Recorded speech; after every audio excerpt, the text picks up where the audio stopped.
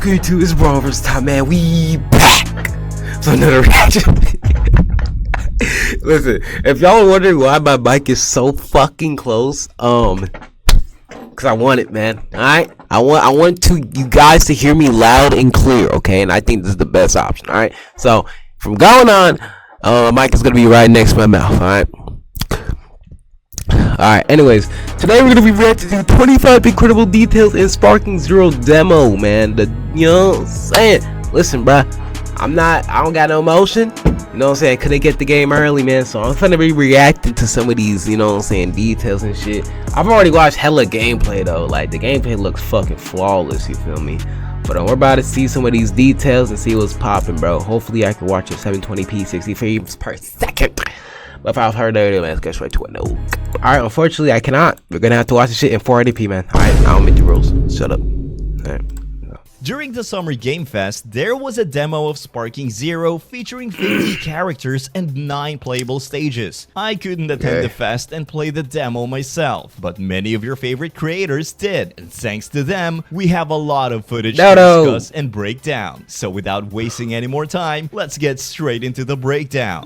I'm gonna back it up just a little bit. I don't even know where to begin. So let's start off with one of the most broken characters from the previous Tenkaichi games, Mr. Satan. Okay. Remember the whole flying by a jetpack gimmick he had in the previous games? They removed his Guess jetpack. what? He doesn't have it anymore. So how does he fly then? You see, that's the best jumps part. high as shit. He doesn't. Before we continue with Mr. Satan's breakdown, I want to clarify that just because Mr. Oh my gosh, Satan can yo, fly look at that Kid Goku, bruh. It doesn't mean flying. I ain't gonna lie, characters I know I'm gonna be going crazy with is Kid Goku, Teen Gohan, and Kid Buu, bro. Those 3 niggas right there.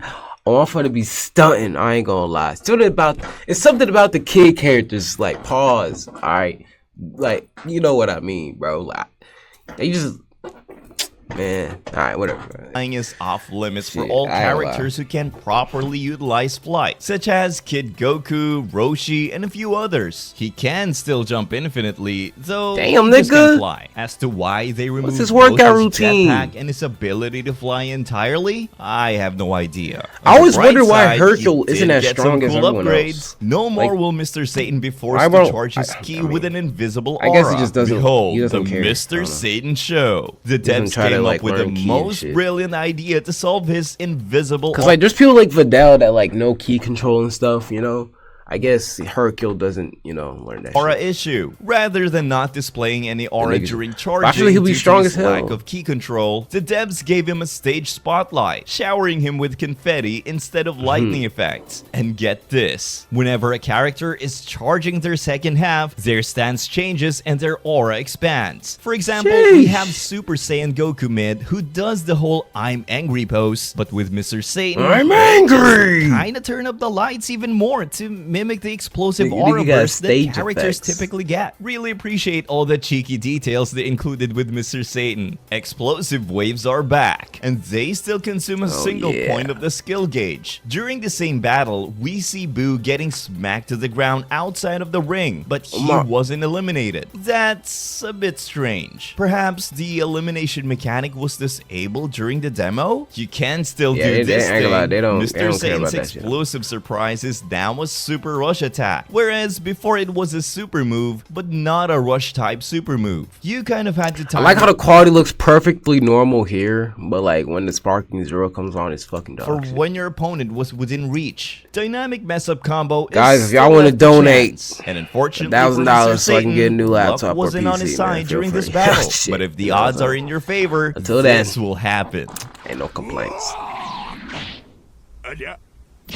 Trunks did a final flash while in max power, which is a super, not an ultimate move. And as many of you may know now, doing any kind of super attacks while in max power would immediately knock you out of the max power state. But in Sparking Zero, even if you do a super move while in max power, or sparking as it's called now, you still remain in the max power state, even though your key bar was decreased by the cost of the super, which in this case was 3, meaning that unlike BT BT3, we are able to launch a super attack and immediately after, an ultimate. Again, it's just a speculation. I don't think I've seen anyone try this so far. Are like Super Saiyan gonna be like some time limited? I saw the first instance of a guard crash in Bloku's video. Krillin was holding a neutral guard while God Vegeta was doing an upwards heavy smash, which naturally caused a guard break. It appears to be one-to-one with how it looks and functions in Tenkaichi 3. Even the animation is identical. Additionally, it appears that being guard broken with less than one key bar causes you to enter a fatigued state. In this state, you need to mash a button to regain the first key bar and break free from fatigue. It's a bit different from Tenkaichi 3 where you had to charge up 2 key bars before you could regain control of your character. Now, if Krillin did a down guard, it would be Vegeta who got staggered. I assume something similar would happen in Sparking Zero. I like that. I like that. Because I haven't seen a single instance. I like when everything has a counter. Never mind. Just found that's it in that's when real skill comes in. It looks and works the same. When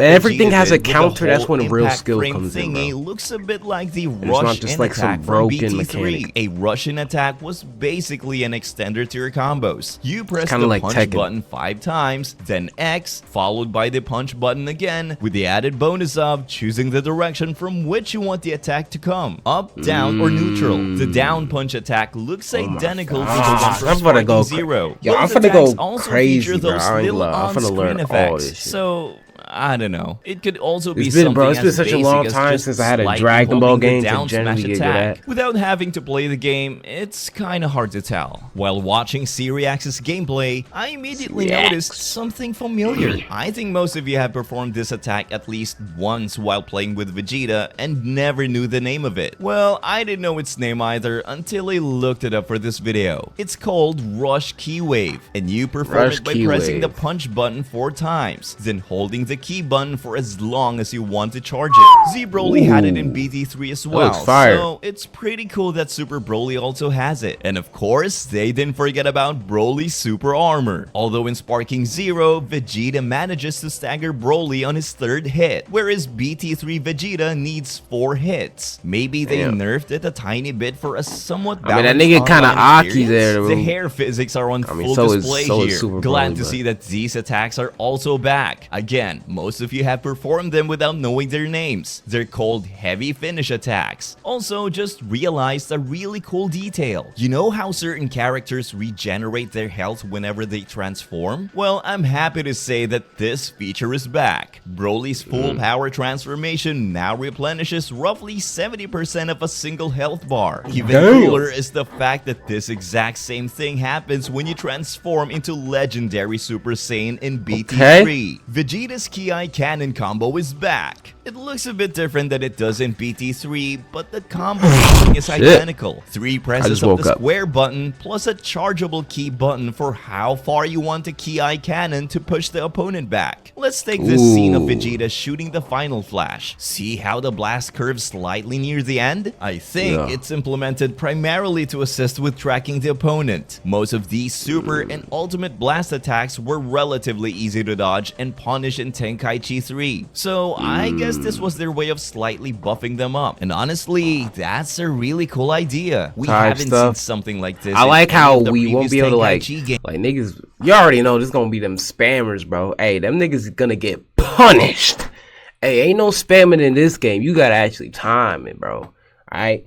I like that, bro. See, Dragon Ball games with skill is peak, bro. Alright, none of that spammy yammy dammy stuff, bro. That's peak games, but we did see it in a very skill underrated and dedication. PS2 game, Super Dragon Ball Z. Ever since I saw Krillin defeat the Cybermen with the scattering bullet technique, I've been a big fan of these blast bending moves. So I'm very curious to see how they'll work exactly in Sparking Zero. Also, the final flash didn't actually connect with Frieza. He dodged it. This means that for the first time since Tenkaichi 2, ultimate attacks will be able to blow up a planet even if the opponent opponent manages to dodge them. If you want to learn more about this feature in BT2, you can check out this video. The way it works there is kind of bizarre. More and more combos from BT3 are coming back. Series X starts the combo off with an aerial barrage. Now, the funny thing is, Majin Vegeta doesn't have an aerial barrage in his moveset in the original games. Fortunately for us, many other characters do. So let's use Goku as an example. After a ground slash hit, simply press up together with the key button, followed immediately by the punch button. And to make things more understandable to people who are new to the series or just haven't played the game in ages, ground slash hit is— I'll be honest, I never played a Budokai Tenkaichi in my life, bro.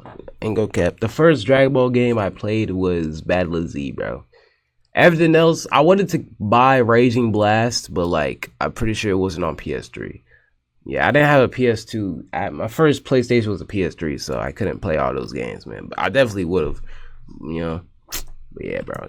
Basically, this is gonna be my first Budokai Tenkaichi, and can be used at any point during a combo, making your playstyle less predictable. So after Series X sends the opponent flying via aerial barrage, he quickly follows up with a dragon dash and a leftward heavy smash, followed by a vanishing attack, culminating in another vanishing type move that slams the opponent into the ground. Now, this was my all-time favorite combo to perform. Not the aerial barrage, just the dashing part. And I can't tell you how glad I am to see stuff like this returning in Sparking Zero. Also, did you guys notice that Vegeta has a little special animation during the ground slam attack portion? This is definitely something that did not exist before. After reviewing some other gameplay footage, I still can't find anyone else performing this combo. I believe most other characters also have it, but I can't confirm anything at the moment due to a lack of footage. The air combo also seemed to have been faithfully recreated. They appear to follow the same combo strings, given that Mr. Doya mainly relied on his knowledge from BT3 for gameplay. And as expected, last resort techniques are back. We see Vegeta performing the final explosion, which leaves him with just a tiny sliver of health. Bro, same as it did. Be pulling that out you get it by second. now. They appear to have made two different face models for Z Vegeta and Vegeta Super. Pretty neat attention to detail, actually. I like that a lot. You see, that's what you call actually caring about the game, bro. Cause Xenoverse, they did not care.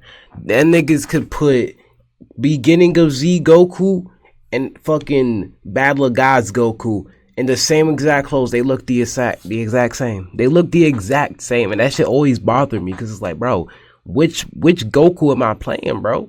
There's zero difference in the facial structures. So I like that. I like that details, right? It's the little stuff, bro. It is the little stuff that makes the big impact. Quote of the day. Okay. Mission looks really good this time around, although I'm curious. Based on the footage we see here, it seems that instant transmission can be interrupted once initiated. This would make an already decent utility move even better. Moreover, it costs 2 skill points in Sparking Zero, compared to BT3's 3-point cost. Also, here's what an interrupted instant transmission looks like in Tenkaichi 3. Damn.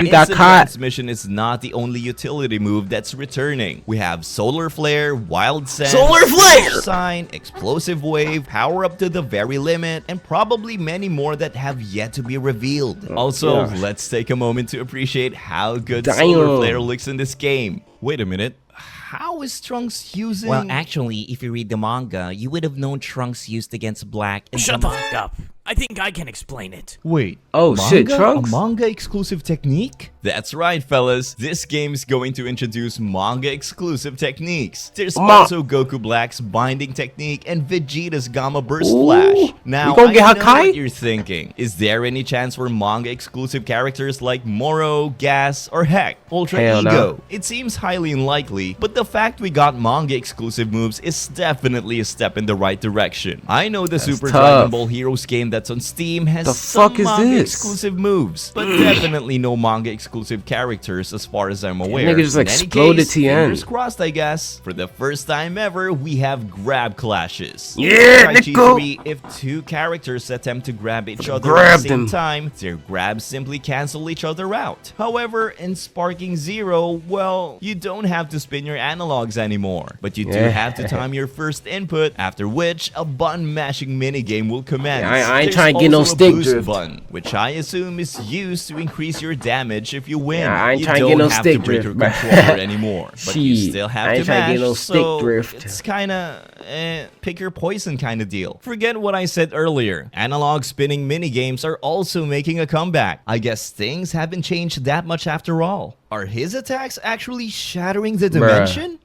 Oh wait, no, it's just a map barrier. Instead of relying on stock moves like the full power energy wave or the super energy blast volley, the devs actually made some real unique moves. Super Saiyan 2 Goku was a character that was filled with stock moves. The only unique thing he had was Meteor Crash, and even that move wasn't entirely unique since he shared it with his base form. But in Sparking Zero, yeah, I'll just let the footage speak for itself. Oh yeah. Love that, man! The exact same move he did against Kid Buu. And what about this? A move from a very obscure fight during the Tournament of Power. Or this one, the Super Twin Dragon Fist attack he used against Janemba in his first form. Huge props to the developers for going out of their way to animate these moments into some truly badass supers and ultimates instead of relying on stock techniques. Thank you, bro. Remember how your outfit would sustain battle damage if you lost a beam struggle or got hit by a powerful enough ultimate? Well, Sparking Zero does that as well, but on a whole different level. You see, yo, this low-key reminds me of Dragon Ball Legends, bro. This is awesome Dragon Ball Legends timing. I said typing. Like, cause every character has like unique moves, bro. Cause it's from a specific it's from a specific era, bro. So this is literally Dragon Ball Legends in Budokai Tenkaichi mode. Dead ass, no cap. Instead of having one stage of battle damage, this game has 3. The first stage consists of dirt and slight bruises, while the second stage shows actual battle damage, and the third stage completely destroys the outfit. Majin Buu's Chocolate Beam Rush is no longer a super move. They turned it into a blast one utility technique. It seems to paralyze the target for a few moments, but unfortunately, it doesn't turn them into chocolate. It functions similarly to something like Frieza's Psychokinesis Blast 1. Android characters still rely on the game to handle the charging for them. Also, check out the size difference between the two same techniques. Great Apes still don't react to attacks from characters me and Android 17 got like the power same physique. threshold. I don't know if the threshold is still at Super Saiyan 3 level of power, like in previous games. I know Gogeta can break their super armor, but apparently 17 isn't strong enough. And of course, giants are still unable to be targeted for rush-type super moves. Now, there were some exceptions to this rule in BT3, most notably Goku's Dragon Fist. Unfortunately, no one seemed to test it during their playthrough, so we can't be sure if certain attacks like Dragon Fist are able to function against giants. Considering how big they actually are in this game, I wouldn't be surprised if this doesn't work anymore. Kid Gohan's grab is a 1-to-1 to BT3, although it does push the opponent further away. Dodo spammed the recovery button, which is why it seemed like it didn't push Android 17 far enough. Besides, you wouldn't be able to spam the key button to recover from these types of throws in the first place. As you can see, there's no recovery button prompt. I'm spamming my heart out, but it doesn't change anything. It's because many of the throws in BT3, Kid Gohan's throw included, use a completely different knockback animation compared to those in Sparking Zero. Sparking Zero seems to have replaced these knockbacks with one similar to those triggered when hit by a heavy smash, for instance. While not a significant change, this could potentially introduce new possibilities for certain interactions that were previously unavailable. Do you remember that thing you could use to break out of a combo at the cost of roughly half a health bar? It's called an emergency blaster wave. And yes, I only found out about that name now. The first time I saw players doing this speedy recover thing, I thought they were using the emergency blaster wave. I mean, the moves do look quite similar. However, as soon as I realized that it doesn't consume a single drop drop of health and everyone was spamming it each time they got knocked back, I knew it was something else. What is it exactly, I hear you ask? To be honest,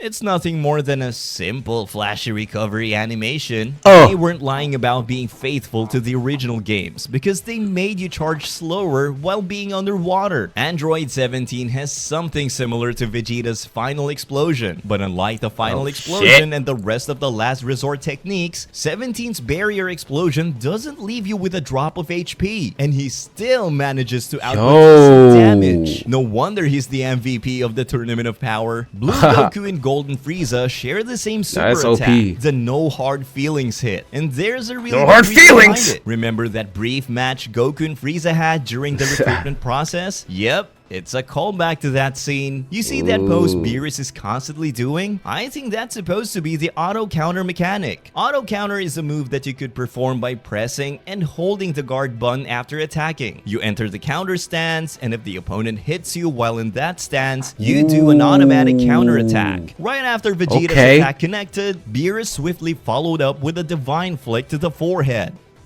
Divine flick. Divine flick to the forehead. You get deflect Ki Blast by punching and kicking him away? What? Oh, that's hard. Gogeta's Stardust Blaster is your typical homing super rush attack, but there's something really strange. I'm gonna become a fucking god at this game, bro. I'm talking about, I'm gonna be deflecting, I'm gonna be countering combos, bro. I'm gonna be going matches. I'm not gonna get touched, bro. Watch, bro. I'm gonna become a demon, man. I ain't gonna care about it. Take a look at the way it tracks the opponent. I don't know how to explain it, but it feels very stiff, robotic, and extremely fast. I know all the Kid Buu mains are gonna like this change. Yeah, nigga. Previously, we could also control the trajectory of the rush. This allowed you to easily sneak behind the opponent if you wanted to. You see, rush attacks were fairly easy to block. However, with control over the rush movement, we could easily maneuver behind the opponent and catch them off guard. Even if they were holding the guard button, your rush would still connect. When attacking from behind, the opponent's guard becomes essentially useless. That's why I'm wondering if we can control it in Sparking Zero, because so far, I haven't seen anyone actually try it. Several characters were also indirectly revealed thanks to this demo. We have Android 20, Chaozu, Zarbon, Kid Goku, Ultimate Gohan, Cyberman, and Spopovich. Split Screen has been finally revealed, although with a catch. As I speculated in my previous video, it does in fact only work on the hyperbolic time chamber stage. They also revealed that this was a last-minute decision implemented due to fan feedback. The way they designed the game with all those fancy effects and destruction doesn't work well with split screen. Overall, I can respect that. It's certainly better than not having it at all. And yeah, this was a long one, and gathering all the info was quite stressful, I must say. Anyways, thank you so much for watching. Let me know your thoughts and opinions. Hey, bro, this game finna be fire, bro. I'm coming for everybody, bro. I'm gonna become the greatest Sparking Zero of human player of all time. I said human. I don't know, bro. I'm gonna be on time, man. Anyways, man, hope you enjoyed this video, man. If you did, make sure you hit that like button, bro. If you are new, subscribe. And remember, man, Jesus loves you, man. Don't forget that, boy. Alright, bye. Hit the club, throw 100, fuck the dub. Percocet, 230, those the drugs. Hit the plug, fuck it, I'ma ride the plug. Got that fuego, fuego, fuego, chopper shoot, fuego. Rolling on me just like cold weather. Keep a gun on me forever. No one's on me, just honey.